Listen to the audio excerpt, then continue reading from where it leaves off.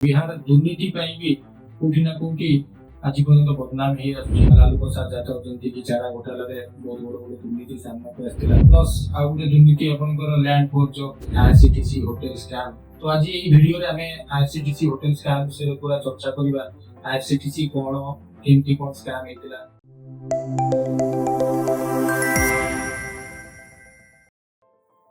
ସମସ୍ତଙ୍କୁ ନମସ୍କାର, ମୁଁ ଆଶିଷ ଆପଣମାନଙ୍କୁ ମୋର ୟୁଟ୍ୟୁବ ଚ୍ୟାନେଲକୁ ସ୍ୱାଗତ କରୁଛି। ଆଜିର ଏଇ ଭିଡିଓରେ ଆପଣମାନଙ୍କ ସହିତ ମୁଁ ବିହାର ଇଲେକ୍ସନ ତା ସହିତ ବିହାର ଇଲେକ୍ସନ ଟାଇମରେ ଗୋଟେ ପୁଣି ନୂଆ ଦୁର୍ନୀତି ସାମ୍ନାକୁ ଆସିଛି ତା ବିଷୟରେ ଆପଣମାନଙ୍କ ସହିତ ଚର୍ଚ୍ଚା କରିବି। ଆଶା କରେ ଭିଡିଓଟି ଆପଣଙ୍କୁ ବହୁତ ଭଲ ଲାଗିବ। ଲାଷ୍ଟ ପର୍ଯ୍ୟନ୍ତ ଆପଣ ଭିଡିଓଟିକୁ ଦେଖନ୍ତୁ। ଗୋଟେ ପଟେ ଯୋଉଠି ବିହାର ତାର ଏଗ୍ରିକଲଚର ଆଉ ସର୍ଭିସ ସେକ୍ଟର ପାଇଁ ଜଣାଶୁଣା ପୁରା ଭାରତ ବର୍ଷରେ, କାହିଁକିନା ଆପଣ ସମସ୍ତେ ଜାଣିଥିବେ ବିହାରୀ ମାନେ ପୁରା ଭାରତ ବର୍ଷରେ କନଷ୍ଟ୍ରକ୍ସନ ହେଲା କି ଇନଫ୍ରାଷ୍ଟ୍ରକ୍ଚର ଡେଭଲପମେଣ୍ଟରେ ଯୋଉ ଟାଇପର ଆଜି ପର୍ଯ୍ୟନ୍ତ ସର୍ଭିସ ଦେଇ ଆସୁଛନ୍ତି ତା ଅତୁଳନୀୟ। କିନ୍ତୁ ଆଉ ଗୋଟେ ଯଦି ଦେଖିବେ ବିହାର ଦୁର୍ନୀତି ପାଇଁ ବି କୋଉଠି ନା କୋଉଠି ଆଜି ପର୍ଯ୍ୟନ୍ତ ବଦନାମ ହେଇ ଆସୁଛି। ଆଉ ସେଥିପାଇଁ ବିହାରର ନେତାମାନେ ହୁଏତ କୋଉଠି ନା କୋଉଠି ଦାୟୀ ରହି ଆସିଛନ୍ତି। ଆଉ ରିସେଣ୍ଟଲି ଆପଣ ଦେଖିଥିବେ ଲାଲୁ ପ୍ରସାଦ ଯାଦବ ଯେମିତିକି ଚାରା ଘୋଟାଲାରେ ବହୁତ ବଡ ବଡ ଦୁର୍ନୀତି ସାମ୍ନାକୁ ଆସିଥିଲା। ଆଉ ଏବେ ବି ଚାରା ଦୁର୍ନୀତି ମାମଲାରେ ସେ ବି ବେଲରେ ବାହାରେ ଅଛନ୍ତି। ପ୍ଲସ୍ ଆଉ ଗୋଟେ ଦୁର୍ନୀତି ଆପଣଙ୍କର ଲ୍ୟାଣ୍ଡ ଫୋର୍ଜ, ଯୋଉଥିରେ କି ରେଲୱେରେ ଚାକିରି ଗ୍ରୁପ ଟି ଚାକିରି ଦେବା ପାଇଁ ତା ବଦଳରେ ଜମି ନିଆ ହଉଥିଲା, ସିଏ ଗୋଟେ ସାମ୍ନାକୁ ଆସିଥିଲା। ଆଉ ତାର ବି ଫାଇନାଲ ଭର୍ଡିକ୍ଟ ଏବେ ଆସିବାର ଅଛି। ତ ଆ ଭିତରେ ରିସେଣ୍ଟଲି 2025 ବିହାର ବିଧାନସଭା ଇଲେକ୍ସନ ଟାଇମରେ ପୁଣି ଆଉ ଗୋଟେ ନୂଆ ଦୁର୍ନୀତି ସାମ୍ନାକୁ ଆସିଛି, ଯୋଉଟା କି ଆଇଆରସିଟିସି ହୋଟେଲ ସ୍କାମ୍ ଆମେ ସମସ୍ତେ ଜାଣିଛେ। ତ ଆଜି ଏଇ ଭିଡିଓରେ ଆମେ ଆଇଆରସିଟିସି ହୋଟେଲ ସ୍କାମ୍ ବିଷୟରେ ପୁରା ଚର୍ଚ୍ଚା କରିବା। ଆଇଆରସିଟିସି କଣ, କେମିତି କଣ ସ୍କାମ୍ ହେଇଥିଲା, ଆଉ ସେଥିରେ ମାନ୍ୟବର କୋର୍ଟ କଣ ରାୟ ଦେଇଛନ୍ତି, ଆଉ ଆଗକୁ କଣ ହବାର ଅଛି। ତ ପୁରା ଏଇ ଭିଡିଓରେ ଆପଣମାନଙ୍କ ସହିତ ଆମେ ଚର୍ଚ୍ଚା କରିବୁ। ତ ପୁରା ଘଟଣାଟି ଆକ୍ଚୁଆଲି 2004 ରୁ 9 ଭିତରେ ଘଟିଥିଲା, ଯେତେବେଳେ ଲାଲୁ ପ୍ରସାଦ ଯାଦବ ରେଲୱେ ମିନିଷ୍ଟର ଥିଲେ ଆଉ ୟୁପିଏ ଗଭର୍ଣ୍ଣମେଣ୍ଟ ଥିଲା ସେତେବେଳେ।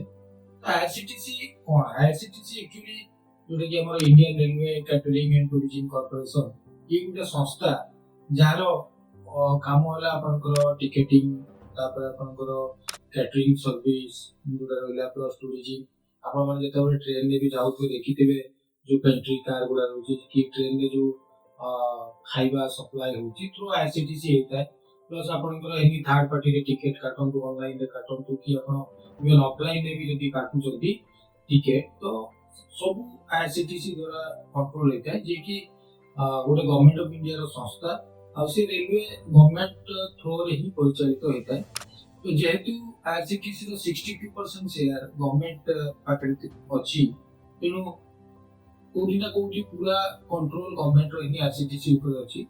ଆଉ ଯେହେତୁ ଇଏ ରେଲୱେ ପାଇଁ କାମ କରୁଛି, ତ ରେଲୱେ ମିନିଷ୍ଟରର ପୁରା କଣ୍ଟ୍ରୋଲ ଆଇଆରସିଟିସି ଉପରେ ରହିଛି।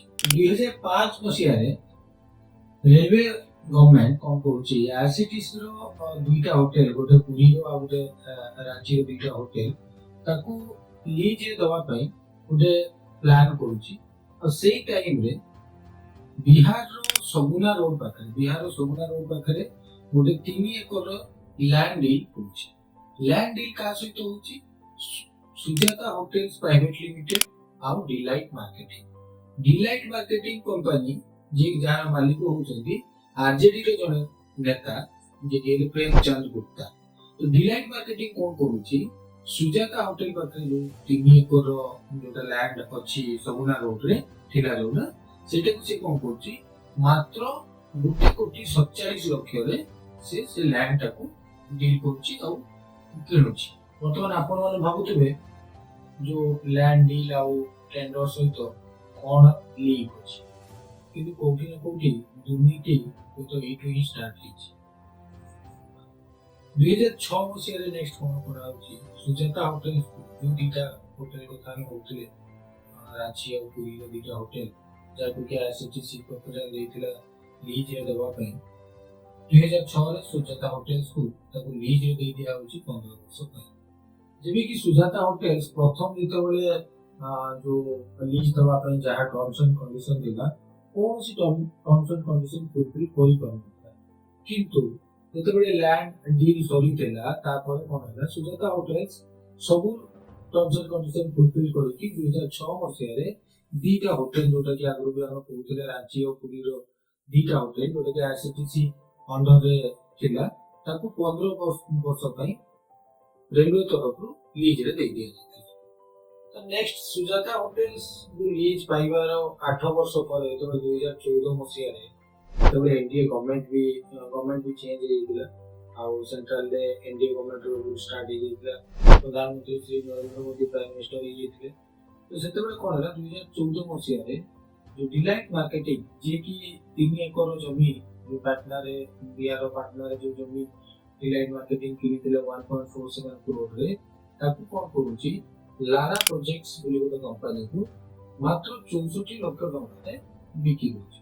ତ ଲାରା ପ୍ରୋଜେକ୍ଟସ, ଲାରାର ଫୁଲ ଫର୍ମ କ'ଣ, ଲା ଫର ଲାଲୁ, ରା ଫର ରାବୁ।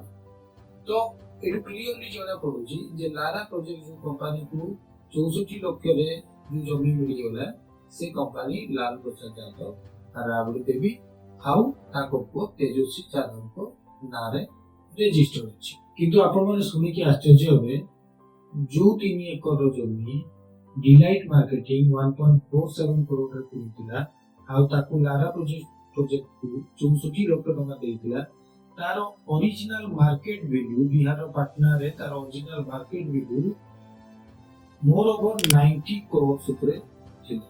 ତେଣୁ 90 crores ର ଜମି ଆପଣ ଚିନ୍ତା କରନ୍ତୁ 64 lakhs ରେ ଲାଲୁ ପ୍ରସାଦ ଯାଦବ ପାଇବେ। ତ ଏଠି ଦୁର୍ନୀତି ପୁରା କୋଉଠି ନା କୋଉଠି ପୁରା ଦୁର୍ନୀତି ଏଠି ଲୁଚି ରହିଛି, ଯାହାର ପର୍ଦ୍ଦାଫାଶ ସିବିଆଇ 2017 ମସିହାରେ। କିନ୍ତୁ 2017 ଯେତେବେଳେ ସିବିଆଇ କେସ୍ ଫାଇଲ କଲା, ତା ପୂର୍ବରୁ ମଧ୍ୟ ବିଜେପିର ଜଣେ ନେତା ସୁଶୀଲ ମୋଦି, ଯିଏକି ଅବଶ୍ୟ ଏବେ ଆଉ ନାହାନ୍ତି, ସେ ବି ଆ ଉପରେ କଥା ଉଠେଇଥିଲେ। କିନ୍ତୁ ଯେହେତୁ ଲାଲୁ ପ୍ରସାଦ ଯାଦବ ରେଲୱେ ମିନିଷ୍ଟର ଥିଲେ ପ୍ଲସ୍ ୟୁପିଏ ଗଭର୍ଣ୍ଣମେଣ୍ଟ ଥିଲା, ତ ଏଇ ଦୁର୍ନୀତି କୋଉଠି ନା କୋଉଠି ଚାପି ହେଇଯାଇଥିଲା। ଏବଂ ପରବର୍ତ୍ତୀ କାଳରେ 2017ରେ ସିବିଆଇ ପୁଣି କେସ୍ ଫାଇଲ କରିଥିଲା ଆଉ ଲାଲୁ ପ୍ରସାଦ ଯାଦବ ସହିତ 12 ଜଣ ରେଲୱେ ଅଫିସରଙ୍କ ଘରେ ଚଢ଼ଉ କରିଥିଲା ଆଉ 2018ରେ ପ୍ରଥମ କରି କୋର୍ଟରେ ଚାର୍ଜସିଟ୍ ଦାଖଲ କରିଥିଲା। କିନ୍ତୁ ଫାଇନାଲ ଭର୍ଡିକ୍ଟ ଆସିବା ପୂର୍ବରୁ କୋଉଠି ନା କୋଉଠି ଲାଲୁ ପ୍ରସାଦ ଯାଦବଙ୍କୁ ଗୋଟେ ବହୁତ ବଡ ଝଟକା ଲାଗିଛି। କାହିଁକିନା ଫାଇନାଲ ଭର୍ଡିକ୍ଟ ତ ପରେ ଆସିବ, କିନ୍ତୁ ଏମିତି ଟାଇମରେ କୋର୍ଟ ସମନ ଦେଲେ ଯେତେବେଳେ କି ବିହାର ଇଲେକ୍ସନ ପିକ୍ ଟାଇମ ଥିଲା, ଆଉ ଯୋଉଟା କି ବିହାର ଜନତାଙ୍କ ମନରେ କିଛି ନା କିଛି ପ୍ରଭାବ ତାର ପକେଇଥିବ। ତ କେତେ ଦୂର ବିହାର ଜନତା ତାକୁ ଗ୍ରହଣ କରୁଛନ୍ତି, କେତେ ଦୂର ସତ ମାନୁଛନ୍ତି, କେତେ ମିଛ ମାନୁଛନ୍ତି, ସେ ତ ଆଗାମୀ 14 ତାରିଖ ବିହାର ଇଲେକ୍ସନର ରେଜଲ୍ଟ ଜଣା ପଡିବ। ତ ଆଜିକାର ଟପିକରେ ଆମର ଏତିକି ଥିଲା। ତ ପୁଣି ଦେଖା ହବ ଆଗାମୀ ଭିଡିଓରେ। ସେଥିପାଇଁ ସମସ୍ତେ ସୁଖରେ ରୁହନ୍ତୁ, ସୁସ୍ଥରେ ରୁହନ୍ତୁ। ଧନ୍ୟବାଦ।